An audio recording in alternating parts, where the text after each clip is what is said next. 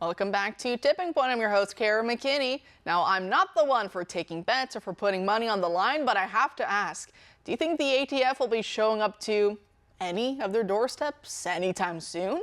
Or do you think the ATF will keep cowardly going after law-abiding gun owners by playing paper tricks on them with new rules and regulations? Exactly. It's quite obvious to anyone with eyes to see that gun control is only about taking away guns from enemies of the regime, i.e. from patriots who like the old America and defend it. And it's about making sure that friends of the regime, in this case criminals, get to keep their guns. Because when they commit crime, it breaks down the old order. Everyone then cries about the system no longer working, and that's how the left swoops in to rebuild everything in their own image. And while 99.9% of gun controllers don't realize that that's what their actions are leading to, their actions do speak louder than their words. They should double check the motives of the few at the top of their movement to realize what their misplaced fervor is being used for. Because if the gun control movement was really about saving lives, as some conservatives have argued online, then they would have their own version of the J6 sedition hunters, spending every waking moment of their lives trawling through social media, the gangbangers and gangbanger wannabes in this video and others, to alert the cops to possible felons in possession of guns, to alert them to possible stolen guns or illegally modified guns, and to alert them to these dangerous displays of firearms in general.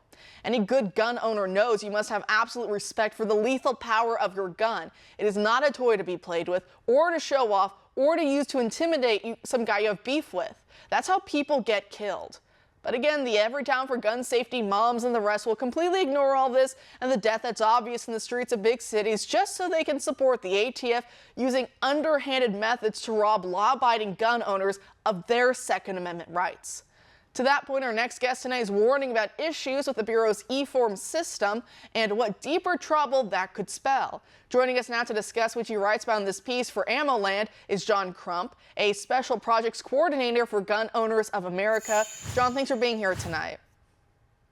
No problem. Thank you for having me. Great. So is this e-form system back up? Because my producer thinks so. He sent me a screenshot of it up, but I couldn't get it to load on my end. So is it just, hit and miss right now? What's going on? It is back up as of right now. We were notified earlier on last week that it was being shut down, and what they were being told, it was budget issues.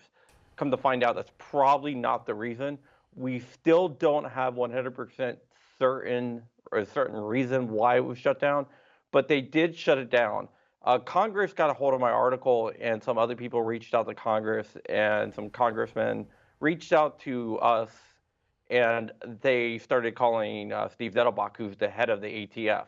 Then the ATF quickly reversed their actions and put it back up. Even though it's still kind of hit or miss right now, it is back up, but that is due to the pressure of the American people putting pressure on Congress, and Congress in turn putting pressure on the ATF.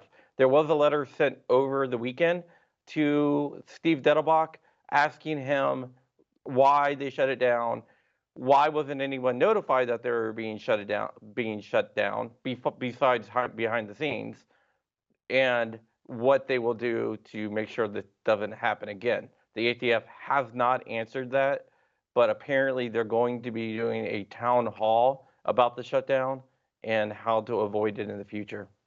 That is interesting. So for us lay people out here who are wondering what exactly is this e-form system and how does it impact gun owners, can you explain that for the audience? The e-form system is a system that is used to issue tax stamps. Tax stamps are what you need to buy a suppressor, a short-barreled rifle, or short-barreled shotgun, anything covered under the National Firearms Act. When that was shut down, it basically shut down all suppressor companies, all machine gun companies, all short-barrel rifle companies across the whole industry. So it was down for about a week, and during that time, no companies, no gun stores, no one could sell any NFA items.